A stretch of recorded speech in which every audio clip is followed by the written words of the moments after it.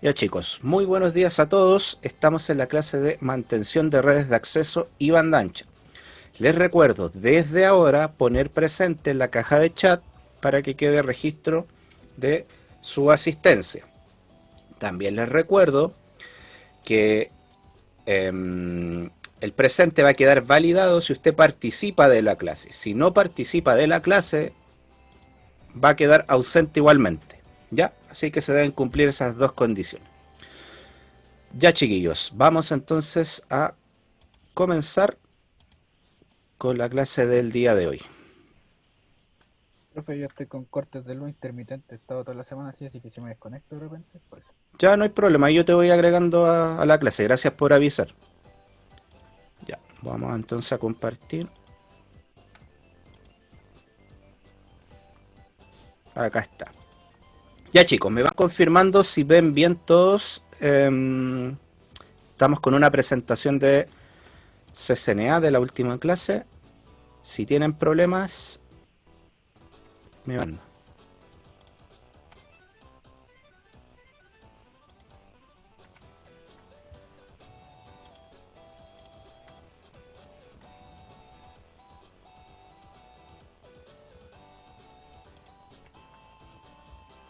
Ya, recuerde poner presente, recuerde también cualquier problema que tenga, vaya avisándome si es que no ve la presentación, si es que el sonido de fondo está muy fuerte, me van comunicando por favor. ¿Ya?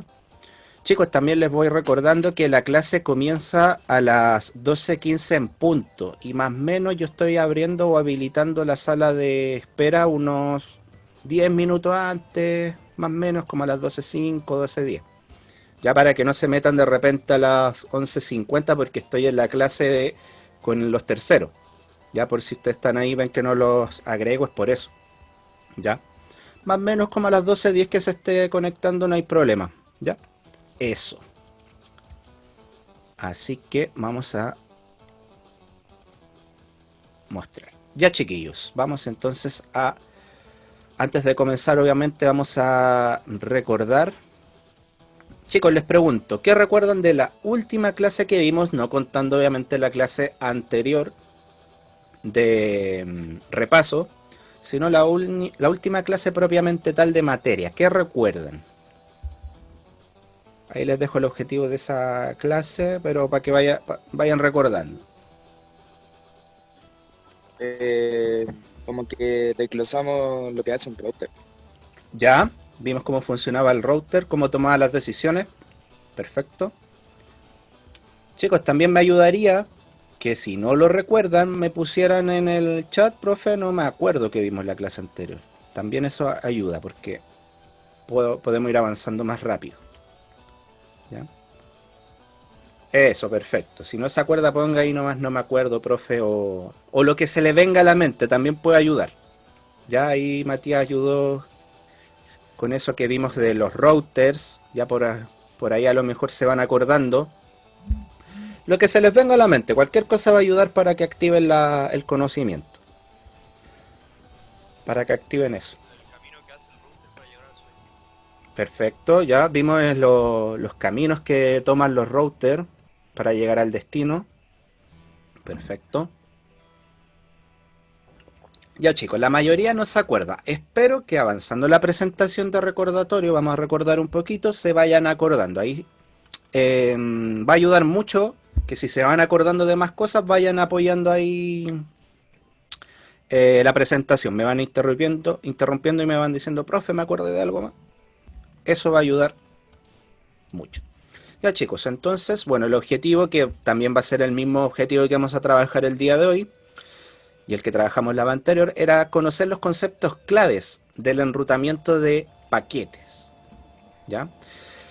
Habíamos respondido esta pregunta, ¿cuál era la función de un router? Ya, y a ver si recuerdan cuál era la función de un router, me la van dejando ahí en la caja de chat. Habíamos dicho que el router se preocupaba más que nada de una sola cosa. ¿De qué era lo que se preocupaba el router? De, de enviar al paquete en la dirección correcta, pero no confirma si llegó o no. Ya, más que enviar, más que enviar lo que te decía era por dónde tenías que irte. Ahí dice por dónde va, sí, eso es. Ya, perfecto, perfecto. Si se les vino solamente, estamos súper bien, ya están recordando. Quiere decir que el conocimiento estaba durmiendo nomás ahí. ¿Ya? Entonces, ¿cuál es la función de un router? Era decir por dónde tienes que ir o decirle al paquete por dónde se tiene que ir para llegar a su destino. Y les pregunto, por ahí alguien lo dijo, sí, pero se los voy a preguntar de nuevo igual. ¿Al router le preocupa o le importa si el paquete llega a su destino? No, No. él solo lo redirige. Perfecto, muy bien, ya vamos recordando. Al router no le preocupa, no está ni ahí, como se dice, si el paquete llega o no. La única pega del router es decirle por dónde se tiene que ir. Es como ese ejemplo que siempre doy, que es como cuando tú vas en la calle y estás buscando una dirección y le preguntas a alguien en la calle. Esa persona te va a decir por dónde llegar. Por ejemplo, no sé, son 3 cuadras más allá, dobla a la izquierda y ahí donde se ve la casa roja, 2 casas más allá. A esa persona, por ejemplo, sería el equivalente a un router. Te va a decir cómo llegar, pero a él poco le va a interesar si tú llegaste a tu destino o no. Ya le va a dar lo mismo, él solamente te va a decir por dónde tienes que ir para llegar al destino. Ese es en esencia el trabajo de un router. Simplemente indicarte por dónde tienes que irte para llegar a ese destino. O quizás llegues a ese destino, tampoco te lo asegura. ¿Ya? Tampoco te asegura eso. ¿Ya? Así que, bien, bien, bien, bien. Vamos recordando también. Recuerden que todo este proceso del envío o reenvío de paquetes en el routing va pasando cada vez que pasa por un dispositivo, ya sea final o intermediario. Cuando nosotros generamos el paquete o el dato que queremos transmitir, eso se genera en la capa 7, en la capa de aplicación. Capas que nosotros fuimos analizando en los cursos de CCN1, en el curso anterior. Vimos que el paquete se genera, luego pasa a la capa de presentación donde se prepara el formato, luego hay una capa de sesión, la capa de transporte, capa de red, enlace de datos, capa física.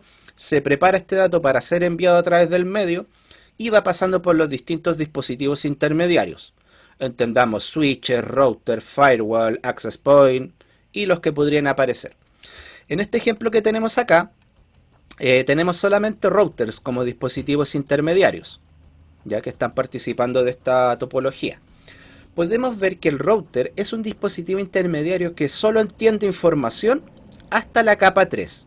O sea, para el router, la última información necesaria que es relevante para el router es hasta la capa 3. ¿Ya?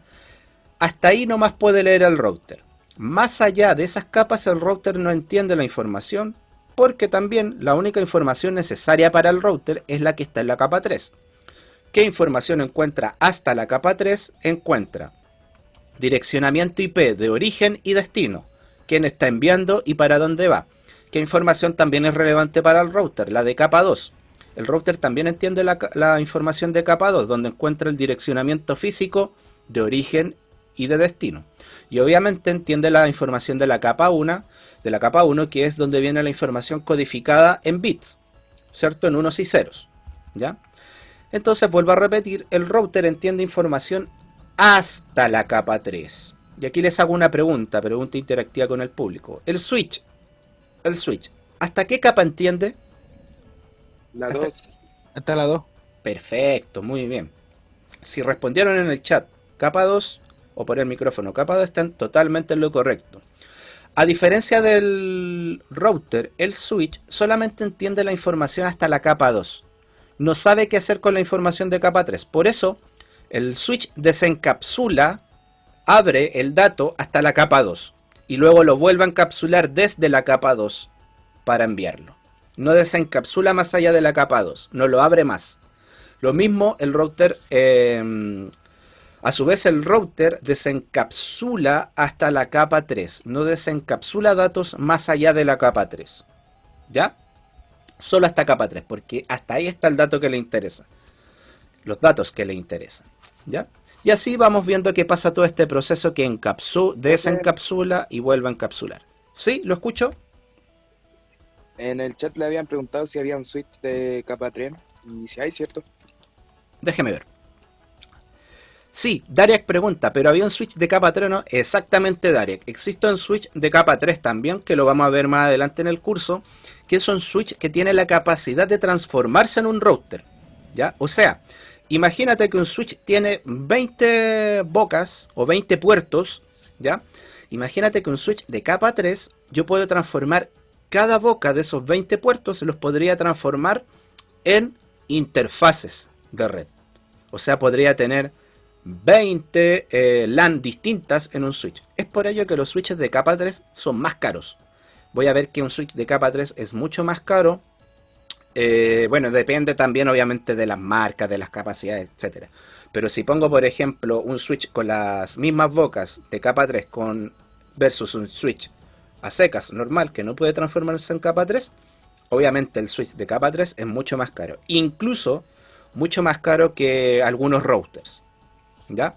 Porque obviamente imagínate tener un router con 20 bocas, ¿ya? Cuando en general tienen 5 o 6 a lo mucho, ¿ya?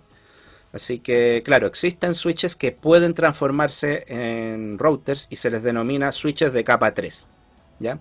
Pueden cumplir esas dos funciones perfectamente. Así que buena la acotación, muy buena.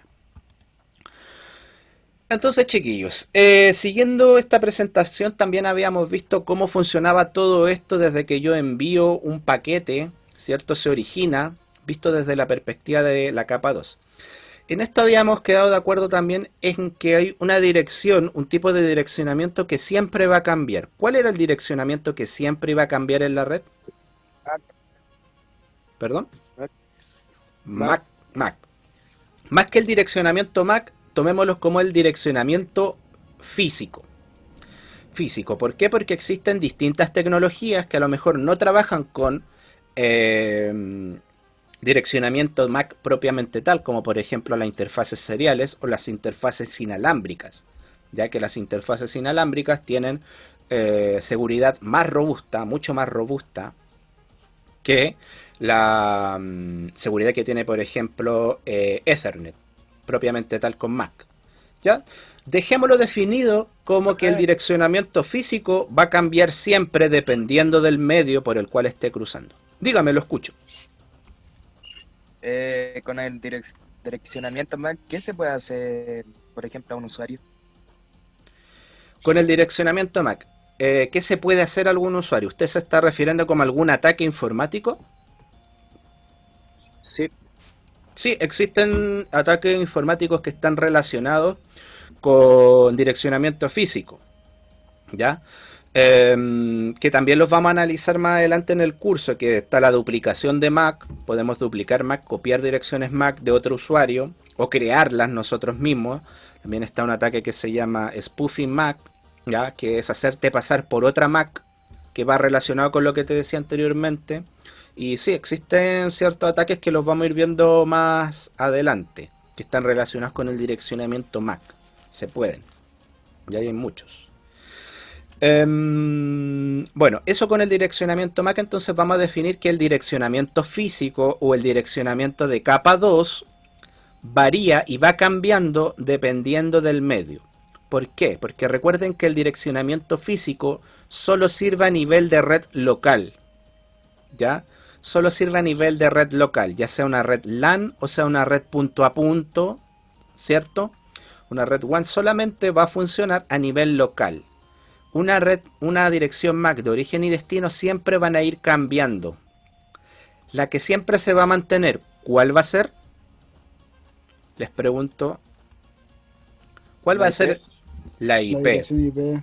La dirección IP siempre se va a mantener la dirección IP de origen y destino. Siempre va a ser la misma, ¿ya? Porque esa va a ser la dirección a la cual tengo que llegar, ¿ya? Es como la dirección de tu casa, ¿ya? Esa se va a mantener fija. Y es a la cual tiene que llegar el paquete. Y entonces acá recuerden que en la clase anterior vimos cómo este direccionamiento iba cambiando, ¿cierto? Cuando llegaba al router, cómo el router tomaba la decisión basado en su tabla de enrutamiento. Vamos recordando también que la tabla de enrutamiento es un espacio de memoria donde el router tiene guardadas las direcciones para llegar a ciertas redes. O tiene guardado entre comillas un mapa de cómo llegar a la red de destino. Obviamente si el router no tiene esa dirección en su mapa guardado, no vas a tener acceso a esa red y el router obviamente va a mandar de vuelta el paquete para que le avise el origen que no hay destino o no tiene el destino guardado para llegar a ese lugar. ¿Ya? Es así como entonces el router va leyendo esta información en su tabla de enrutamiento, ¿cierto? Desencapsulando para ver esta información. Luego, una vez que la lee, la analiza, vuelve a encapsular para enviarla por el lugar, reenviar por la interfaz correspondiente para que pueda llegar a ese destino. ¿Ya? A este proceso se le llama switching de paquetes. Switching de paquetes. ¿Ya? Así se le llama a este procedimiento, switching de paquetes. ¿Ya? Acá tenemos un ejemplo de tabla de routing que después vamos a ver que no es de esta manera, pero es para que se entienda en el ejemplo cómo funciona, donde tiene almacenadas estas redes para luego enviarlas a las interfaces correspondientes. Y aquí fuimos analizando todo el proceso. También aparece un concepto que se llama salto. ¿Alguien recuerda de cómo podemos definir un salto? ¿Cuántas ¿Qué veces pasa de un tenés router? que pasar por un router? ¿Qué pasa de un router a otro? Perfecto, perfecto. Cuando hablamos de salto, estamos hablando de cuántos routers el paquete cruzó completamente. Me refiero a cruzó que atravesó completamente el router. En este caso, desde la perspectiva de R2, este paquete tiene que llegar al PC2 y está parado en R2. El PC2 está en la red 192.168.4.0. Si se fijan acá, en su tabla de enrutamiento, la tiene guardada efectivamente R2. Sabe cómo llegar a esa red. Está acá abajo.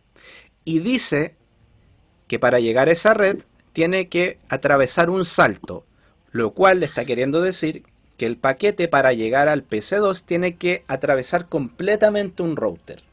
En este caso, obviamente, si nosotros vemos la gráfica, porque tenemos ahí la topología, vemos que efectivamente tiene que atravesar completamente R3 para llegar a PC2.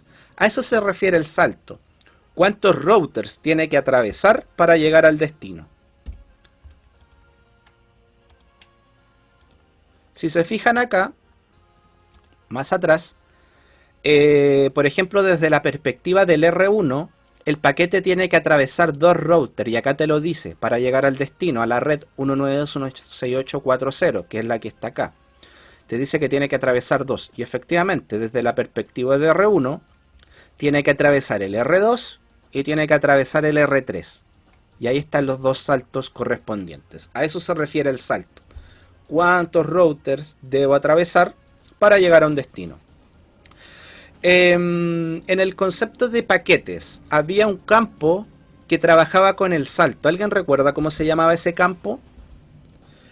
Que era muy importante para que los paquetes no quedaran en la red dando vueltas como zombies. ¿Alguien recuerda cómo se llama ese? TTL. Perfecto, TTL, el time to live. El time to live cuenta los saltos, ¿ya? Y generalmente el máximo de saltos en los cuales un paquete puede atravesar, ¿alguien sabe cuánto es el máximo de saltos? ¿O lo recuerda? 254. 255. Le faltó uno. Casi, me faltó uno. Casi, faltó uno. Generalmente eso sí está seteado, los programas lo setean en 124, 125, en menos. Ya obviamente por un tema de eficiencia. ¿Ya? Pero se puede setear ese time to live dependiendo del programa, de la aplicación que se esté trabajando, a 255 saltos máximos. ¿Ya? El tiempo de vida. Y ese salto que considera, ¿cuántos routers atravieso? ¿Cuántos tiene que atravesar? Si atraviesa 255 routers, el paquete se va a autodestruir, va a explotar. ¿Ya? No va a explotar, pero se va a deshacer. O se va a dejar de enviar.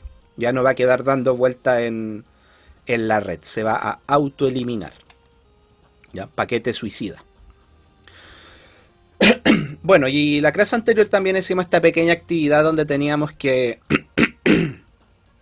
analizar la MAC, perdón, la MAC de origen y la MAC de destino desde la perspectiva del PC1, ¿cierto? Al R2, IP de origen y IP de destino. Y ahí también le había dejado una actividad para que lo hicieran ustedes en casa, que era bastante cortita y bastante fácil de hacer. Si quiere ver esta actividad, váyase a la clase anterior de hace 2 semanas atrás, la va a poder ver, está casi al final de la presentación. Si quiere echarle un vistacito, está ahí grabada en el canal de YouTube.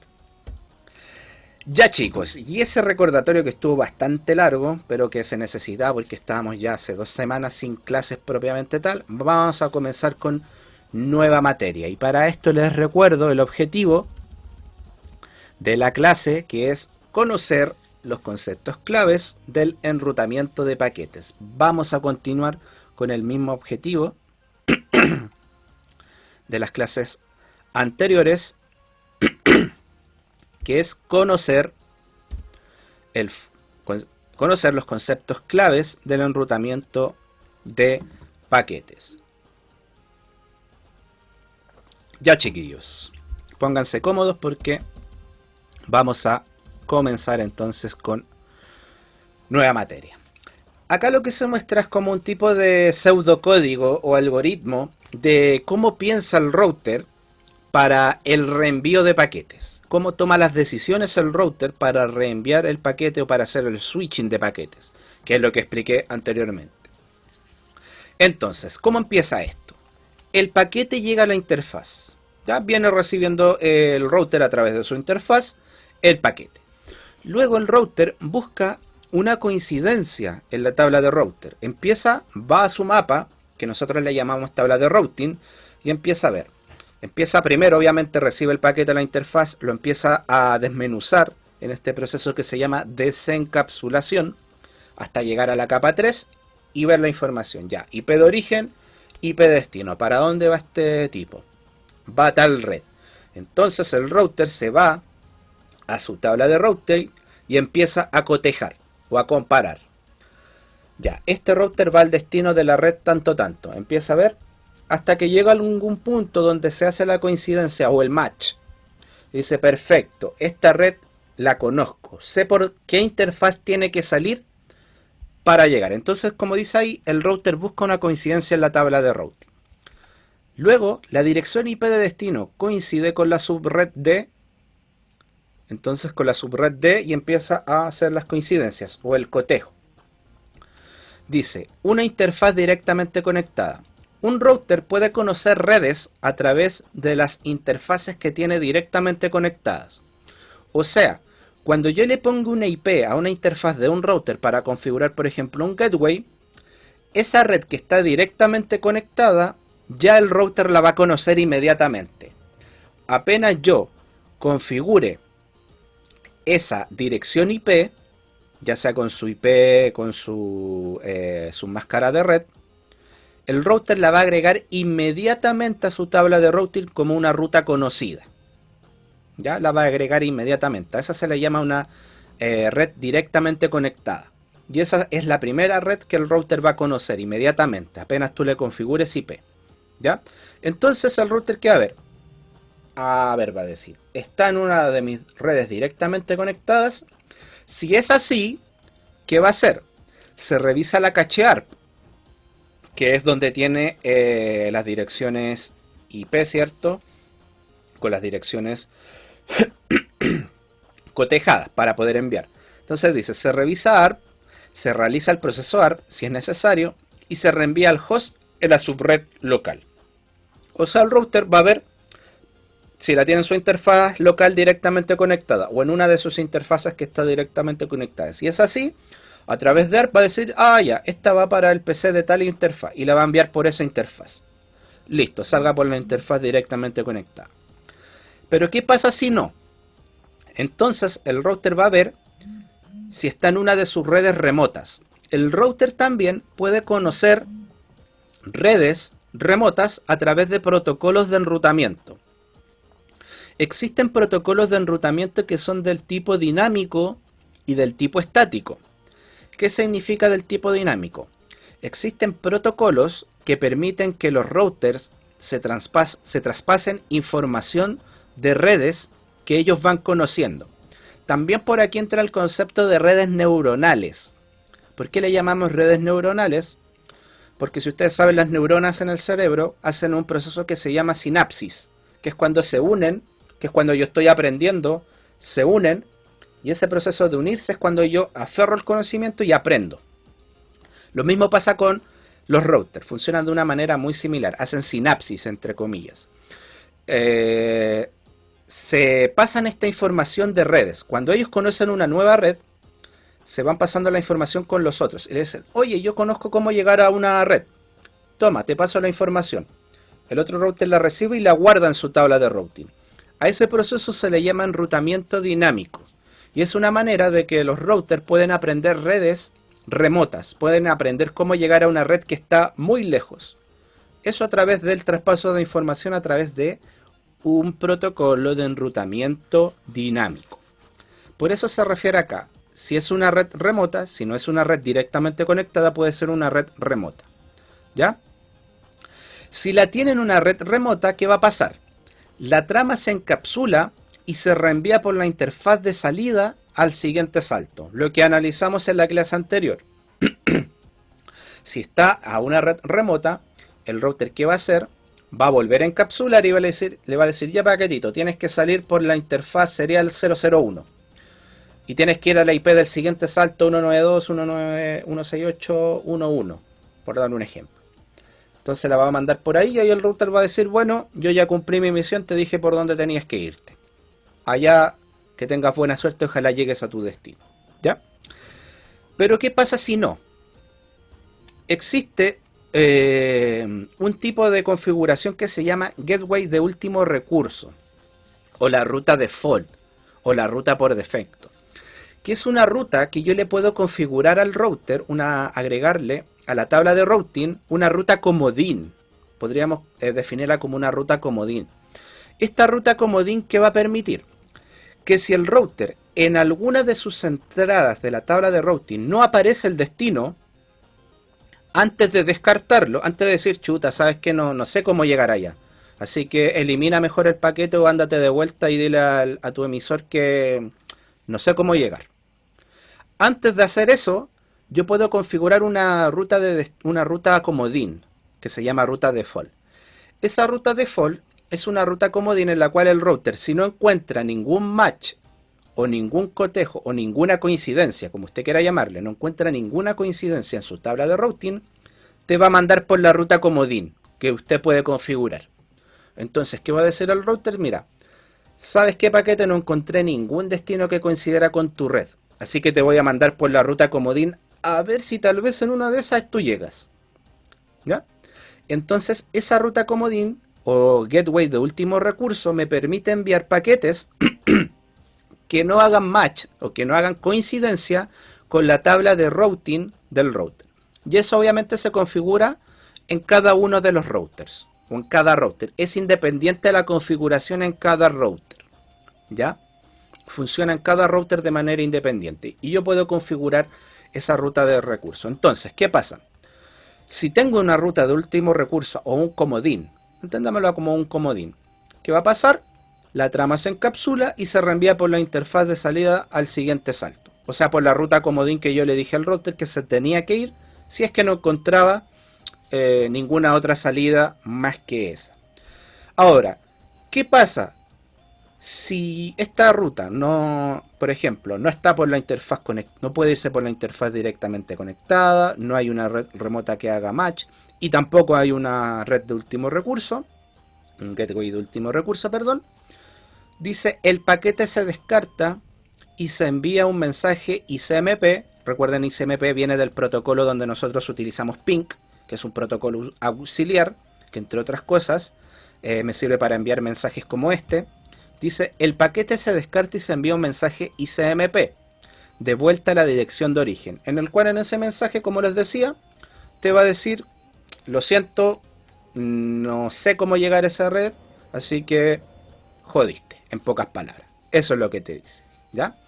Entonces, chiquillos, todo esto que les expliqué es el proceso de decisión de reenvío de paquete de un router. Todo esto que nosotros analizamos, el router lo hace en milisegundos o en nanosegundos, ¿ya? Y esto lo hace millones de veces al día, miles de veces al día, dependiendo de qué tipo de router, y esto pasa todos los días en milisegundos, nanosegundos, en algunos casos.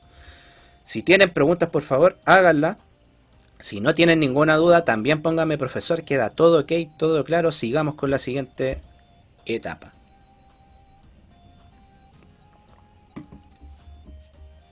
Los leo, los escucho también. ¿Sí? El tema, pero ¿qué pasaría si en un caso hipotético un salto de un router a otro router se envía la información del primer router al otro, pero ese router se cayó, pero ya se envió la información? ¿Qué pasaría con la información quitando obviamente que ahí se me olvidó, el TCP va a reenviar la información? ¿Qué va a pasar con ese dato que quedó atrapado en el router que, no sé, se le cayó el internet en el momento? Ya, a ver, déjame. Para eso voy a utilizar un ejemplo anterior para poder responderte y ver si te entendí bien. Ya, mira, supongamos. Tú dices que, supongamos de este ejemplo, de R1 yo mandé un paquete a R2, ¿cierto? Sí. ¿Y este enlace se cayó? El que estoy marcando acá. No, el mismo router se cae. R2 se cae. Sí, con la información adentro. Y el primer router ya la envió, entonces como ya no se hace cargo. Ah, claro. Ese dato queda muerto y se tiene que reenviar. Tenemos dos opciones. Dos opciones. Y yo creo que ya vas analizando un poco. Si este dato es del tipo TCP, tú ya me diste la respuesta. ¿Qué va a pasar? Se va a reenviar. Pero ¿qué Va- pasa cuando se prenda otra vez? ¿Va a enviar otra vez la información al router o literalmente se reinicia y está limpio de todo? Veamos el ejemplo. Te lo voy a explicar como TCP. Supongamos que este router se cayó y el dato ya salió. O sea, o este se cayó, era, ¿cierto? Este se cayó y el dato ya salió de acá. Ya fue enviado. ¿Qué va a pasar? Como si estoy trabajando con TCP, ¿cierto? TCP trabaja con los acuses de recibos o con los ACK, los Acknowledge, ¿ya? Los ACK. Entonces ya pasó. Va a llegar al PC2 y el PC2 tiene que enviar una acusa de recibo, de que recibió ese paquete. Entonces, ¿qué va a pasar? Al enviar de vuelta el acuse de recibo, se va a dar cuenta que R1 está con problemas. Por ende, al origen no le va a poder dar el acuse de recibo. ¿Ya? Y este paquete se va a dar cuenta que no está recibiendo más datos. Por ende, ¿qué va a pasar? Va a haber una interrupción en la comunicación. Hasta que obviamente R1 se recupere. Obviamente que si no hay una recuperación, R1 queda, va a ocurrir lo que nosotros ya sabemos. Se nos va a cortar lo que nos pasa, por ejemplo, cuando se cae el internet. Tenemos que estar ahí a la espera hasta que vuelva esta comunicación, se restablezca y se pueda establecer nuevamente la comunicación.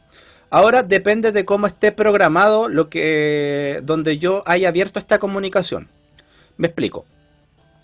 Si el programa, por ejemplo, tiene en su configuración que si después de cierto tiempo no hay respuesta, se cierra la comunicación, eso depende del programa.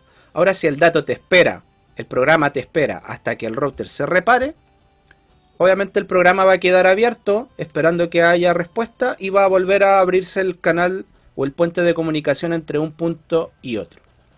Ahora, ¿qué pasa si estoy trabajando con UDP? Con datos de transmisión en vivo voy a ver simplemente un corte en la transmisión. Voy a ver que se va todo a negro. Eso va a pasar. O sea, voy a recibir ese último dato, ¿cierto? Lo voy a alcanzar a ver, o escuchar, pero después, obviamente, como este R1 se echó a perder, no voy a tener más comunicación. Voy a ver como que se va todo a negro. ¿Ya? ¿Está bien ahí la respuesta, Bastián? Sí, sería una pequeña duda, ¿no? ¿Sí? Perfecto. Eso, chicos. Voy a ver acá el chat, que no lo revisé. Profe, ¿Sí? tengo otra duda. Pregunte. ¿El acuse de recibo o hay una operación matemática para ver si se recibe, cierto? No. No, el acuse de No, pero- recibo. No, pero con el acuse de recibo se puede dañar el dato en el envío. ¿Se pierde nomás el dato o no? Ah, tú hablas de que, por ejemplo, si el acuse de recibo se me pierde. El que Sí. me está avisando que recibí. Claro, lo que pasa es que el emisor, quien está enviando la acuse de recibo, ¿ya? También tiene que recibir una respuesta del otro extremo. ¿Ya? O sea, el otro extremo tiene que después, obviamente, yo le envío la ACK, ¿cierto? Y si estoy transmitiendo la ACK es para informarle me llegó tal dato. Entonces, ¿qué va a pasar? Si no te llega el ACK, el acuse de recibo, el otro lado va a interpretar que no te llegó tal dato. Que no le llegó ese dato el cual está acusando que recibió. Entonces, ¿qué va a hacer el otro extremo? Como no recibió el acuse de recibo, te lo va a volver a enviar después de cierto tiempo. Entonces, ¿qué va a pasar? Como el otro ya lo tenía recibido, va a volver a enviarle una ACK de ese mismo. O sea, no lo va a tomar porque ya lo tiene, pero igual le va a enviar una ACK y le decir, oye, este yo ya lo tengo. Y te lo va a enviar. Y va a pasar eso. Hasta que reciba el ACK, el acuse de recibo. Van a quedar ahí como entrampados. Entonces, el emisor va a dejar de enviarte el acuse de recibo hasta que... O sea, va a dejar de enviarte el dato hasta que él reciba el acuse de recibo. Sepa que te llegó. ¿Se entiende? Sí. ¿Sí? Perfecto. Eso, chicos. ¿Tienen más preguntas, dudas, consultas? Estamos respondiendo de todo. Al parecer no. Así que vamos con el siguiente. Todo ok, perfecto. Me parece. Vamos con el siguiente temita. El mejor camino. Aquí ya empezamos a hablar un poco de lo que son los protocolos de enrutamiento dinámico referidos a este punto de las redes remotas, ¿ya? Aunque también yo puedo enseñar de manera estática, que después lo vamos a ver también, cómo llegar a una red remota. Pero aquí ya nos estamos entrando al camino de los protocolos de enrutamiento dinámico. ¿Cómo funciona? Dice, uso de conteo de saltos como métrica en comparación de ancho de banda. Para determinar cuál es el mejor camino, ya, porque recuerden que en una red existen muchos caminos para llegar a un destino. Ya recuerden que este es un simple ejemplo lo que nosotros estamos viendo acá, pero sabemos que para que llegue nuestro paquete de un origen a un destino pasa por múltiples dispositivos intermediarios. Ya pasa por muchos. Pero para llegar a ese destino existen protocolos de enrutamiento que determinan cuál es el mejor camino. Y para ese criterio existen distintas formas de determinar ese criterio, de cuál es el mejor camino. Uno puede ser la cantidad de saltos, entendiendo los saltos por cuántos routers debo atravesar para llegar al destino, ¿cierto? Y otra métrica u otro criterio que se puede elegir es el ancho de banda. ¿Ya? El ancho de banda, que mal llamado se le dice velocidad, pero sabemos que el término correcto es el ancho de banda, ya, o sea, cuántos datos puedo meter en una cantidad de segundos determinado. Entonces, viendo este ejemplo, pregunta interactiva: si tomáramos el conteo de saltos, ¿cuál sería el mejor camino para comunicarse entre el PC1 y el PC2? ¿Qué camino debería elegir tomando el conteo de saltos? Router 1, router 3. 3. Ya, dicen el router 1 y el router 3. Router 3. ¿Por qué sería el mejor camino? Porque tiene menor cantidad de salto y tiene solo una dirección por ahí. Perfecto. Si pusieron en el chat, también, recuerde participar a través del chat también. Puso que el mejor camino era seguir la ruta de R1 y R3, está en lo correcto. Si me voy con el criterio de utilizar saltos como métrica, el mejor camino va a ser irme por R1 y R3 porque tengo dos saltos. El paquete tendría que atravesar un router, dos routers para llegar. El salto sería de 2. Perfecto. Si utilizara el otro camino, irme por R1, R2 y R3, si estoy tomando el criterio de conteo de saltos, ese criterio me diría que es el peor camino porque tengo que atravesar 3 routers. Entonces, en base a ese criterio, no lo elegiría. Ahora pregunta.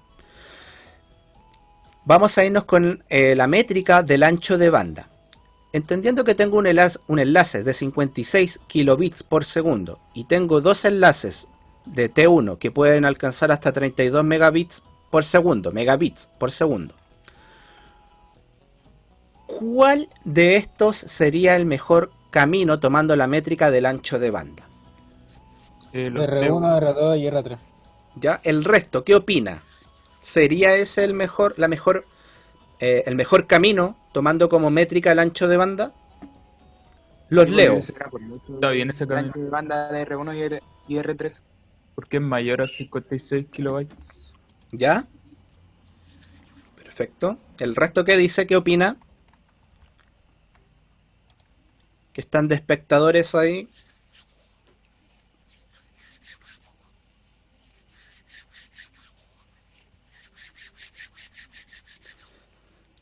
Ya, la mayoría creo que concuerda con lo que dicen de el camino de R1, R2 y R3. ¿Ya?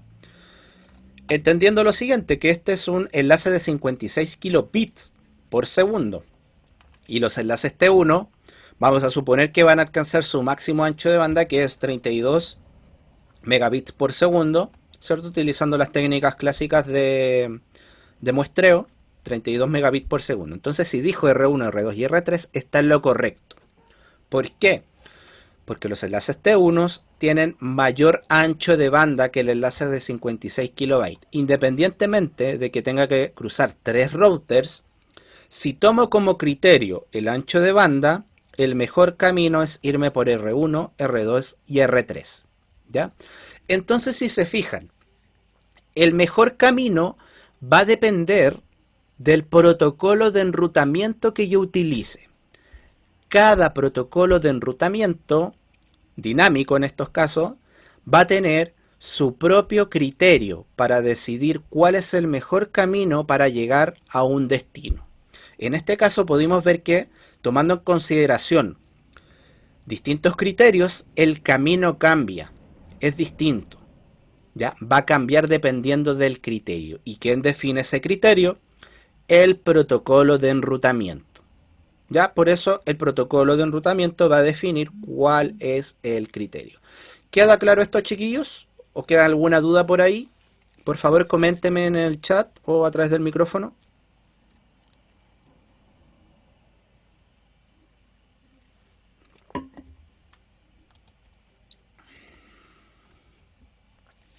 Los leo, chiquillos. Necesito ahí su participación o los escucho. Como les sea Todo más bien, cómodo. profe. Perfecto. Todo clarito. Queda todo claro hasta acá. Me parece. Me parece. Ya, chicos. Vuelvo a recordar. Participe de la Profe. clase. Si no va a quedar ausente. Dígame.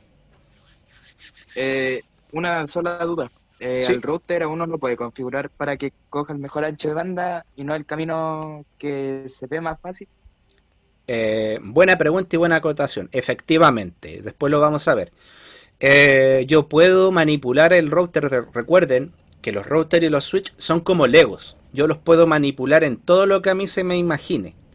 Puedo armarlos y desarmarlos a mi gusto. Desde el software, obviamente. Claro, buena acotación. Yo puedo manipular todos esos datos. Puedo hacerle creer al router que su ancho de banda es mucho menor del que efectivamente es. Puedo generar cuellos de botella. Y eso lo vamos a ver cuando avancemos en el curso. Por ejemplo, esto se utiliza mucho en un protocolo que se llama EIGRP, que es un protocolo de enrutamiento dinámico. Vamos a ver que ahí se pueden manipular los datos, ya para Profe. el ancho de banda. Dígame. ¿Puede dejar el nombre del protocolo en los comentarios para después investigarlo? Sí, de hecho creo que los vamos a alcanzar a ver. Déjame, sí, los vamos a alcanzar a ver, Matías. Van a quedar ahí en la presentación. Ya, chicos, entonces quedó claro este concepto de la métrica. La métrica hace referencia a cuál es el mejor camino o cuánto te cuesta llegar a un lugar. En este caso, ¿cuánto me cuesta llegar? Si tomo como métrica el conteo de saltos, 2, considerando el mejor camino. Esa sería la métrica. La métrica es el costo para llegar a un destino. ¿Ya? En este caso la métrica, si lo hago, tomo como criterio el conteo de saltos, sería 2. ¿Por qué sería 2? Porque es el mejor camino. Ahora, si tomo como métrica el ancho de banda, el mejor camino sería irme por R1, R2 y R3. ¿Ya? Esa sería la métrica. Perfecto. Ahora tenemos otro concepto, el concepto de balanceo de carga. Y este concepto es súper simple. El balanceo de carga habla de balancear, como su nombre lo dice, balancear la carga cuando quiero ir a un destino en el cual es el mismo costo. Me explico. Por ejemplo, para llegar de PC1 a PC2, cualquier camino que yo tome o cualquier camino que yo elija va a dar lo mismo, porque tienen el mismo costo o la misma métrica. ¿Ya? Tienen la misma métrica. Entonces, ¿qué pasa? Nuestros equipos, como son muy inteligentes, van a decir, chuta, si vale lo mismo llegar a un lado, ¿para qué voy a cargar un mismo lado con los datos que quiero transmitir? Voy a colapsar la red, voy a colapsar esos enlaces. Mejor, ¿qué hago? Balanceo la carga. ¿Qué significa balancear la carga? Si tengo que transmitir 100, transmito 50 por uno y transmito 50 por el otro. Total, por el camino que se vayan es lo mismo. Como me cuesta lo mismo llegar al mismo destino, voy a balancear la carga. ¿Ya? La voy a balancear. Y aquí entra un poco lo que tú dices, Matías. Yo aquí puedo manipular los equipos para hacerle creer al router que las dos interfaces tienen la misma velocidad. Y podría manipular los equipos para que haga un balanceo de carga. Para eso, por ejemplo, Matías, sirve el manipular el ancho de banda. Para obligar al equipo que haga balanceo de carga. Para no colapsar la red por un solo puerto. Cuando el router se da cuenta que es el mismo camino, independiente de qué camino utilice, cuesta lo mismo llegar a él, hace el balanceo de carga. O sea, divide las cargas para no colapsar solo un camino. ¿Se entiende esto, chiquillos? Sí, profe. ¿Sí? ¿El resto lo entienden? El concepto de balanceo de carga, que es dividir los datos para no colapsar un solo camino. Es súper simple. Todo bien. Perfecto. ¿Y en el chat? ¿Cómo están todos? Sí, perfecto. Qué bueno. Chiquillos, recuerden, si tienen dudas, háganlas. No crea que su pregunta es tonta. No existen preguntas tontas. Lo tonto es quedarse con la pregunta, no decirla. Eso es lo tonto. Vamos entonces, sigamos con esto. Y ahora viene lo que tú querías ver, Matías. El tema de los protocolos que existen. Bueno, antes de explicar qué es la distancia administrativa, les voy aquí a mostrar el origen de la ruta. Recuerden que el router puede conocer redes de muchas maneras. Bueno, no de muchas, de tres maneras. Va a conocer las redes que tiene directamente conectadas, que es cuando yo le configure una dirección IP a una interfaz, el router va a saber automáticamente a qué red pertenece esa interfaz. Y esa información la va a agregar a su tabla de enrutamiento. Una manera. La segunda manera es a través de protocolos de enrutamiento dinámico. ¿Ya? Los protocolos de enrutamiento dinámico, vuelvo a repetir, es la manera de que tienen los routers para compartir esa información de rutas remotas. ¿Ya? Y eso lo hace de manera automática. Los protocolos se van compartiendo esta información de manera automática a través de la red para ir llenando sus tablas de enrutamiento y saber por dónde enviar los paquetes cuando sea necesario. Y la tercera forma es a través de enrutamiento estático, que yo directamente, a través de una configuración, le enseño al router cómo llegar a una red remota. Le digo por dónde tiene que irse un paquete para llegar a tal red. Eso yo se lo puedo configurar manualmente. Y entonces de esas tres maneras el router puede aprender redes. Con las redes directamente conectadas, protocolos de enrutamiento dinámico, que conoce las redes de manera automática y de manera estática, que yo le enseño directamente al router cómo llegar a una red. En esta parte de esta tabla que se muestra acá, tenemos orígenes de la ruta, o sea, cómo el router conoció tal red en específico. Acá aparece de manera conectada, de manera estática, ruta sumarizada, que después lo vamos a comprender más adelante en el curso, BGP externo, que es un protocolo de enrutamiento dinámico, que es el protocolo que se utiliza, se le llama el protocolo de Internet, ¿ya? En Internet utiliza el protocolo BGP, EIGRP interno, también protocolo de enrutamiento, IGRP, protocolo de enrutamiento, OSPF, protocolo de enrutamiento dinámico, todos estos, chuta. IS también protocolo de enrutamiento dinámico, RIP, protocolo de enrutamiento dinámico, EIGRP, protocolo de enrutamiento dinámico y PGP, protocolo de enrutamiento dinámico. ¿Ya? Estos que están acá son protocolos de enrutamiento dinámico. Desde BGP hacia abajo, todos son protocolos de enrutamiento dinámico Matías. ¿Ya? Para si quieres investigar más, EIGRP es uno, IGRP es otro, CPF es otro, RIP es otro. ¿Con cuál vamos a trabajar nosotros? Vamos a empezar con RIP, que ya no se utiliza mucho, pero es como para ir soltando un poquito los dedos para ir entrando en calor con lo que es los protocolos de enrutamiento dinámico. También vamos a trabajar un poquito con EIGRP, que es la mejora de IGRP, pero con cuál nos vamos a ir de lleno es OSPF. ¿Ya? Vamos a trabajar con OSPF. Y por acá tenemos la distancia administrativa. Y aquí vamos a entender el concepto de lo que es lo administrativo. Por ejemplo, para que entendamos este concepto de lo administrativo, ¿alguien ha escuchado alguna vez eso de que ganó el partido por decisión administrativa? ¿Qué significa cuando se gana un partido por decisión administrativa? A los que les gusta el fútbol. O por secretaría también le llaman.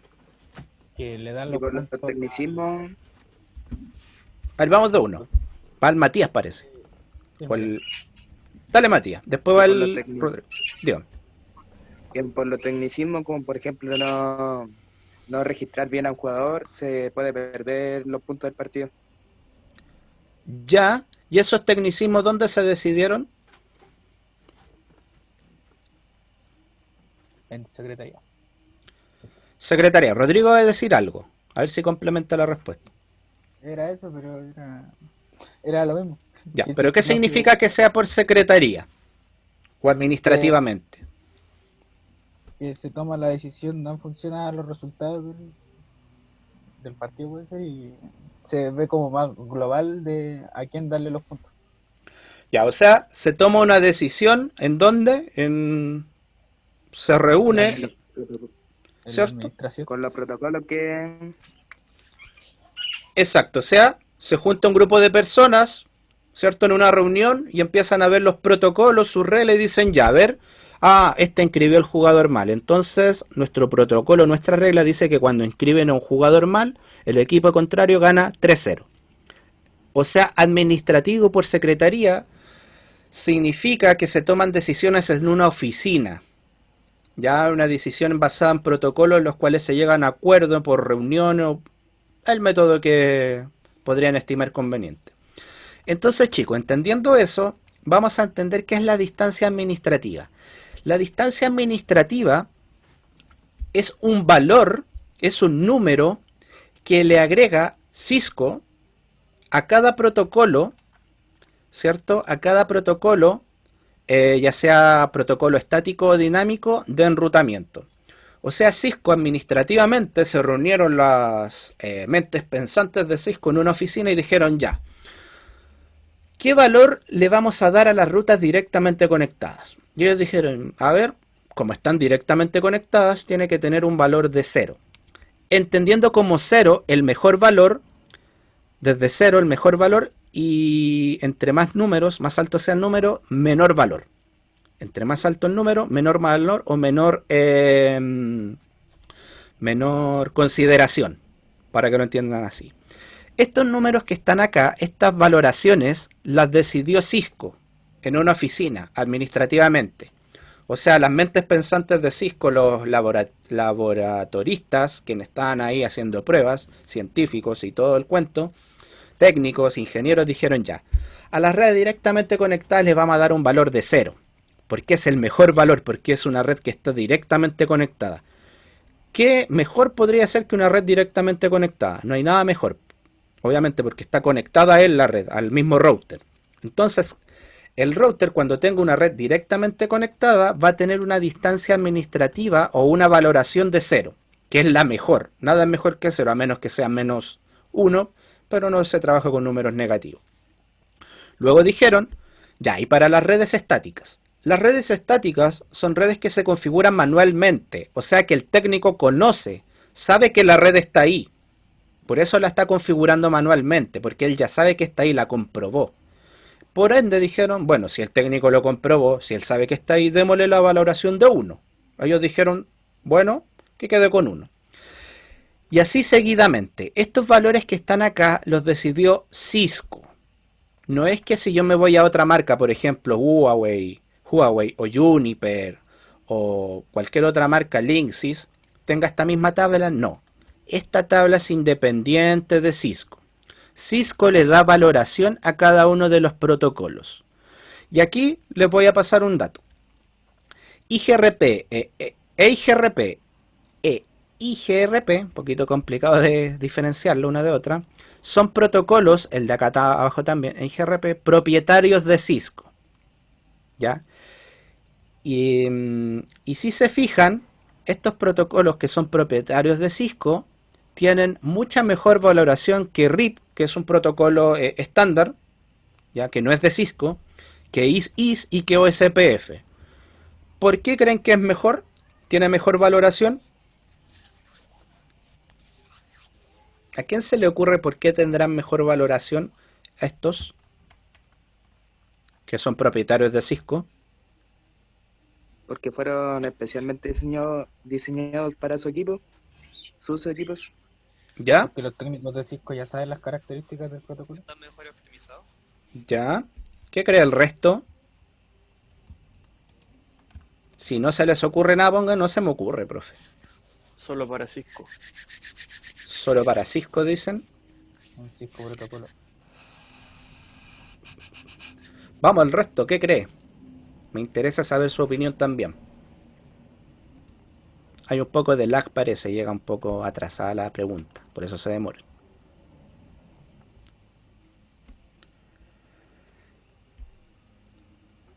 Ya, Felipe no se le ocurre, no importa, no se preocupe si no se le ocurre, da lo mismo. La cosa es que quiero ver, quiero leer y escuchar qué se les viene a la mente. Y si no se le viene nada, no importa, no pasa nada. Chiquillos, obviamente, como bien dijeron algunos por ahí, siempre tienes que privilegiar lo que viene de casa, lo que es tuyo. Obviamente Cisco, como estos protocolos son propietarios de Cisco, son de ellos, creados por ellos, van a darle una mejor ponderación o una mejor nota, ¿ya? Porque son propios. O sea, obviamente no le van a dar una mejor nota a OSPF, que es un protocolo estándar, publicado para uso estandarizado, no le van a dar una mejor ponderación que a su producto que fue creado por ellos, que es propio. Más que nada por eso. Ya, obviamente para decir lo que nuestro es mejor. Ya, es por eso. Pero lo que hay que entender de esto de la distancia administrativa es que la que estamos viendo acá, esta tabla, es propia de Cisco. No la voy a encontrar en ningún otro lado que solamente en Cisco. ¿Ya? Obviamente Huawei puede que tenga su propia tabla de distancia administrativa, Juniper va a tener su propia tabla de distancia administrativa, Linksys, etcétera, etcétera, etcétera. ¿Ya? La marca que se le ocurra puede que tenga o puede que ni siquiera tenga distancia administrativa. Y después vamos a entender para qué sirve esta distancia administrativa. ¿Ya? ¿Para qué va a servir sobre todo los equipos Cisco? Vamos a ir entendiendo para qué sirve. ¿Ya? Ya chicos, y yo creo que para ir terminando, para ir cerrando la clase del hoy, vamos a terminar con este tema que es la tabla de routing, para no meterles tanta información en la cabeza y puedan procesar. Nos vamos a quedar el día de hoy hasta la tabla de routing. Dice, una tabla de routing es un archivo de datos que se encuentra en la RAM. Entonces, chiquillos, vamos a quedarnos hasta esa frase, se encuentra en la RAM. ¿Qué pasa si yo apago el router con esa información y lo vuelvo a encender? ¿Qué pasa No, con esa está- información? No va a estar porque se tiene que guardar en la ROM. Ya, Se borra. se va a borrar. Porque entendemos que la memoria RAM es una memoria volátil, que solamente se utiliza en el momento. Entonces, ¿qué quiere decir? que esta información de la tabla de routing se va a perder si yo apago mi router. Por ende, el router va a tener que volver a hacer todo el proceso para volver a cargar esta información a la memoria RAM, para poder completar esta información, ¿ya? Y dice, y se utiliza para almacenar información de rutas sobre redes remotas y conectadas directamente. Entonces, si yo te pidiera en una prueba una definición de qué es la tabla de routing, ¿usted qué me va a decir? Que la tabla de routing es un dato, es una información que se encuentra en la memoria RAM, se carga la memoria RAM y se utiliza para guardar información sobre rutas remotas o redes remotas y redes conectadas directamente. También falta agregar ahí sobre redes estáticas. ¿Y cuál es la apariencia de una tabla de routing? La tenemos acá. Y si quiere agregar un nuevo comando ya para terminar esta clase del día de hoy, el comando para ver la tabla de routing del router es show IP router. Este comando me va a mostrar la tabla de la tabla de routing del router en cuestión.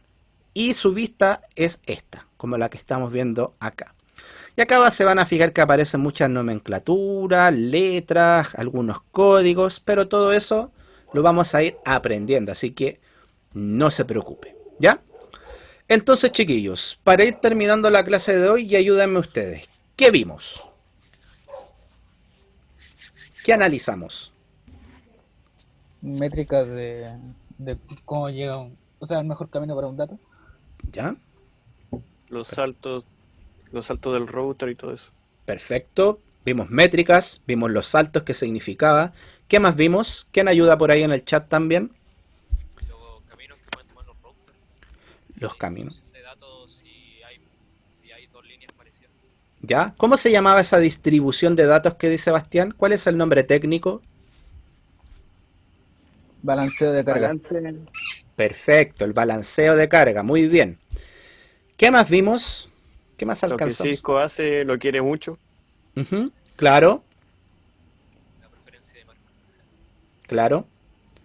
Se Em, puede modificar la mayoría de las cosas del router. También vimos por ahí que La- se pueden. Las decisiones que toma el router al enviar un paquete. Perfecto, vimos las decisiones, cómo toma la decisión el router. En el chat, chiquillos, están muy calladitos. Vamos participando más. Vamos despertando. Están con los dedos congelados. ¿Sí? También cómo ubican las redes remotas. ¿Cómo ubican a las redes remotas, cierto? Observando, comillas, observando la tabla de routing. Perfecto. ¿Qué más alcanzamos? ¿Qué definimos también?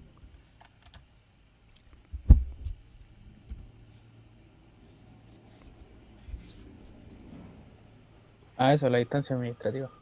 Las distancias administrativas, que es una nota que le ponía Cisco a cada protocolo, ¿cierto? Cada protocolo de enrutamiento tiene una nota, que entre menor la nota es mejor o peor. Entre menores mejor. Entre Mejor. menor es mejor, Mejor. ¿cierto? Entre De más alto. menor a mayor, la diferencia de menor es mejor y mayor es peor. Perfecto. Entre más alta la nota es peor. ¿Ya? Perfecto. Bueno, también hablamos de lo que es administrativo, que son cosas que se deciden a cuatro paredes, con reuniones, con reglas. ¿Ya? Y esto obviamente distancia administrativa se llama así porque Cisco lo decidió a cuatro paredes. Se pusieron de acuerdo, conversaron y dijeron ya, a este le vamos a poner esta nota, a esta otra nota y así. También definimos qué cosa. Lo último que definimos.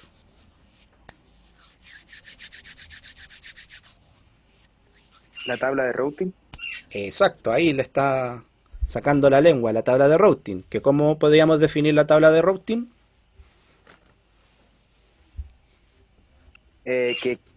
Que es una tabla que se carga en la memoria RAM. ¿Ya? Que luego de apagar el dispositivo se reinicia esa tabla. Ujú. ¿Y qué contiene que esta tabla? asocia la IP y el puerto, creo, ¿no? Mira, No estoy seguro.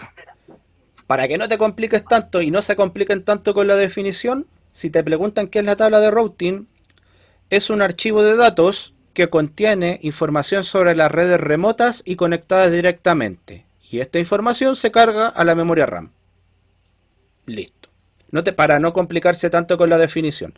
Después, con el tiempo, vamos a ir entendiendo qué información tiene. Ya vimos que tiene la red, obviamente, de destino, que eso lo vamos a ver ya en la siguiente clase. Vamos a ver esto. Vamos a identificar cada una de las entradas de la tabla de routing. Esto es una entrada. Pero como vemos en la imagen anterior, un router puede tener muchas entradas distintas, porque obviamente un router va a conocer muchas redes distintas y cómo llegar a estas. Ya, chiquillos, me parece muy bien que hayan participado. Los que no hayan participado y pusieron presente ya saben las consecuencias. Queda ahí como un oyente más. Y eso, no sé si tienen preguntas, dudas, queda todo claro, todo ok. Todo Profe, correcto. Sí, escucho. ¿puedo hacer una pregunta que no es de la clase? Sí.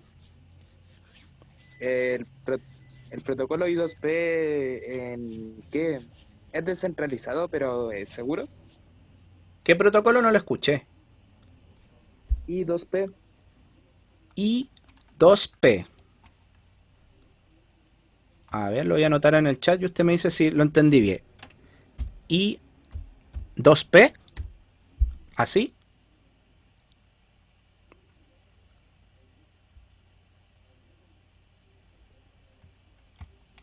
sí, así. Lo desconozco. No lo conozco ese protocolo. Tendría que investigarlo y te podría dar una respuesta, no sé, yo creo mañana. Porque la verdad que no lo conozco. Ahí me pillaste. Voy a investigarlo ¿Y cuál era la pregunta? ¿Si es descentralizado? Sí, que es descentralizado, pero Ujú. es más seguro que el protocolo Freenet, Freenet. sí. Freenet. Desconozco, Matías, tendría que investigar. Lo voy a investigar, de hecho, lo voy a dejar anotado y te doy mañana una respuesta. ¿A qué conclusión puedo llegar? I2P y Freenet. Eso de I2P es como, o sea, yo lo vi en uno de los cursos de Java que estaba haciendo. Es como más orientado a la programación, podría ser. Que Sí, en va verdad más no. orientada a la programación. Ah, ya por eso a lo mejor no lo tengo en mi mente porque de la programación en verdad no me gusta mucho, te soy sincero. Me gusta más el tema de redes. Pero no está de más aprenderlo, así que voy a averiguar y te tengo una respuesta. Ya, Es como ese- enlazar datos a través de la programación en base a un protocolo más seguro que el TCP y Mm. UDP. Ah, ya. Ya, o sea, es como una... a ver si voy entendiendo. Es como una opción más allá de TCP. Claro, Un sí, poco más segura que TCP. Ya. sí. Pero solo Mira. va en la máquina virtual de Java. O sea, de eso es lo que me Ah, acuerdo. ya. Tampoco sé si estoy muy seguro, pero sé Ya. que tiene que ver con eso. Pero solo para utilizarlo con Java. Digámoslo así. Como que sí se se puede escapa. utilizar sin Java. ¿Sí? Mm, Eso no sé tampoco. No sé si se puede utilizar sin ya. Java, pero de eso me acuerdo. Ya. Ah, ok. Voy a averiguar. Me parece perfecto. Ya, chicos, el resto, ¿cómo están todos? ¿Bien? ¿Ok? ¿Preguntas? Estoy leyéndolos aquí en el Todo chat. correcto, todo correcto. Todo correcto, todo ok. Perfecto, chiquillos. Ya. Entonces, la próxima semana vamos a continuar con este temita. Vamos a ver cómo leer, cómo interpretar una tabla de enrutamiento. Obviamente desde ya usted puede meterse al curso de Cisco y empezar a revisar y avanzar si usted quiere. Yo ahí no lo puedo obligar. Y eso. Así que espero que haya sido satisfactoria la clase para ustedes, hayan podido sacar dudas. Si quedaron con dudas, lo siento, ya les dije que lo peor es quedarse con alguna pregunta sin hacer. Así que ya nos veríamos mañana para emprendimiento y empleabilidad, chiquillos. Recuerden, 12:15 empezamos. Sala de espera abierta como 12:05, 12:10 por ahí. Ya va a estar la sala disponible para que llegue a acomodarse. Eso, chiquillos, ha sido un gusto el día de hoy. Nos vemos entonces ya mañana, 12:15. Chao. Que estén muy bien, cuídense, lávense las manitos y no salga a la calle. Hasta la próxima.